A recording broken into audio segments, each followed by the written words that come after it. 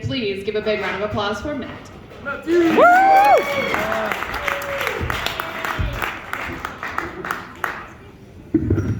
Hello, everybody. How's everyone tonight? Yeah. I'm the old guy at work, and I know this because the owner of the place I work is named Matt too. Not Matt too. His name is Matt as well. I don't work from a two. He's a different guy. But no, the owner of the place I work for, his name is Matt as well. And they had to delineate who they're talking about, so all the 20-somethings and olds, they could have picked anything, but they decided to call him Matt and me old man Matt. Ouch. I know. They don't know what they got in me. They don't know what they're missing because, like the other day I was working with this girl and I was, we were listening to this music, and all of a sudden I just found myself telling her all about like music history.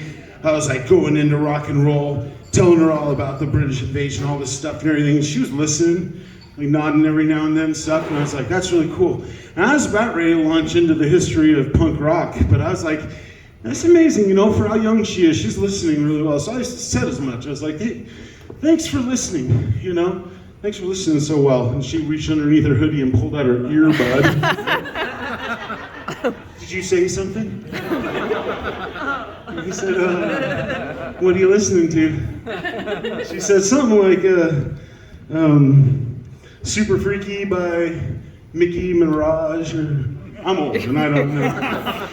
I was like, she goes, did you say something? I said, no. Not at all. Is that what you're listening to? Is that kind of like the Rolling Stones? And she said, who's that? I know. I heard groans somewhere, a couple of you. You're old enough to know. I lost my keys this week. You know that feeling when you lose your keys? Blood runs cold for a minute. I was like, oh shit. Look, where are they? Honey, we're gonna have to turn around. And she goes, for what? I was like, my keys, I lost my keys. She goes, they're in the fucking ignition of the car you're driving. Please, we have children. Would you pay the fuck attention? I was like, 10 and 2, honey. 10 and 2, I got it. It's okay, I'll get us there. You're safe in my hands. My daughter is very difficult to play games with because she makes up new rules for the games as we're going along. The other day she got me to play Battleship with her. It was halfway through Battleship. I wasn't paying too close attention because this just hits and misses, right? And everything. And I realized, I was like, you're fucking moving the battleships. You're moving the ships. She goes, yeah, Dad, ships move.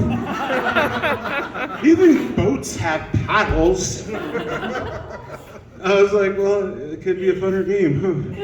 And then a couple days ago, I came in, check this out. You gotta follow this one. This one takes a little bit of, okay, I come in, she's in the dining room, she's got a card table set up, and she's got Clue and Mousetrap, and she's got Risk, but there's D&D figures and little green army men on there, and Battleship, and on the other table over here, she's got Life, and the one with the surgery. Operation. Yeah, okay, so I was like, you're cleaning all this up, right? And she goes, Dad, it goes way deeper than that. I was like, well, if you're gonna start that way, I'm in. What do we got? And she goes, this game takes place inside of this house. Clue, right? And everybody's a killer, but you gotta find out who the serial killer is. I'm like, you got me. All right, what is? She goes, but out back of the house, there's an evil guy who's got this evil trap set up. And you might have to get through that. Mousetrap, right? And I was like, okay. And then she picks up this handful of dice like this, and she goes, but every now and then you roll a 45. And then you're kidnapped and forced into a life of military service across seas. And that's where you got to get across the sea in the Battleship game, Dad. Moving Battleship. We're playing Moving Battleship, Dad. I know you didn't like it, but we're playing it again. And I was like, okay. And she's like, but when you get to the land where you got to fight the war, it's against evil monsters. That's the D&D figures with army men. And I was like, Wow, that's a lot. I'm exhausted even hearing about this.